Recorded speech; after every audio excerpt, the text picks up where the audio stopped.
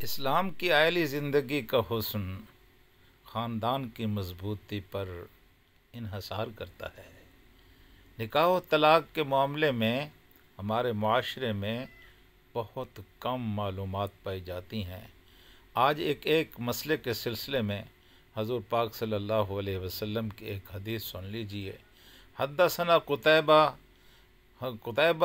نے ہمیں بیان کیا، قال سألت ابن عمر، میں نے ابن عمر سے پوچھا، ان رجل طلق امرأتہ وہی حائض، جو ایک آدمی تھا جس نے اپنی عورت کو اس حالت میں طلاق دی تھی جبکہ وہ مخصوص ایام میں تھی۔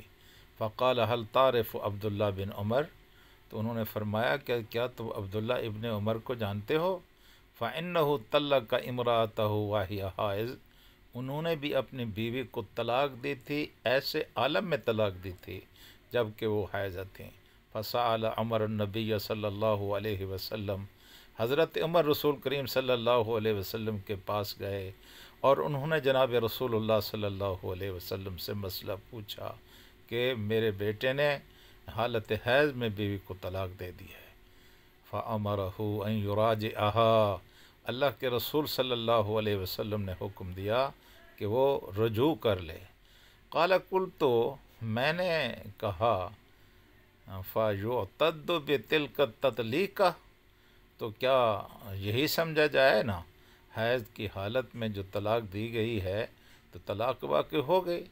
قال فَمَا أَرَأَيْتَ إِنْ أَعْجَزَ وَاسْتَحْمَقَ، تو کیا ہے یہ، یعنی یہی تو ہے، اگر وہ عاجز ہو جاتا یا وہ دیوانہ ہو جاتا تو جس طرح اس کا حکم ہے یہاں بھی اس کا یہی حکم ہے۔ محترم سامعین اور ناظرین، اب میں نے اس حدیث پاک کا ترجمہ بھی لکھ دیا ہے، آپ اسے بھی ملاحظہ کر سکتے ہیں۔ نکاح و طلاق کے معاملے میں خواتین کو اور مردوں کو یکساں طور پر آگہی کی ضرورت ہے۔ اس سلسلے میں جو احکام ہیں ان کا جاننا مسلمان معاشرت کے لیے از حد ضروری ہے تاکہ خاندان آباد رہیں، خاندان ٹوٹے نہیں۔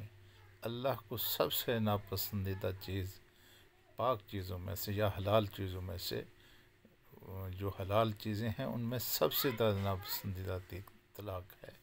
جب انسان طلاق دیتا ہے تو ایک خاندان کی جڑ کٹتی ہے اور ایک خاندان برباد ہوتا ہے، اس لیے اس سے گریز بھی کرنا چاہیے اور نکاح و طلاق کے معاملے میں آگہی اور معلومات بھی حاصل کرنی چاہیے۔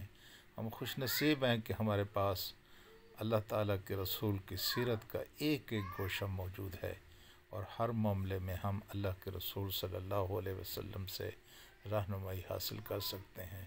الحمدللہ رب العالمین۔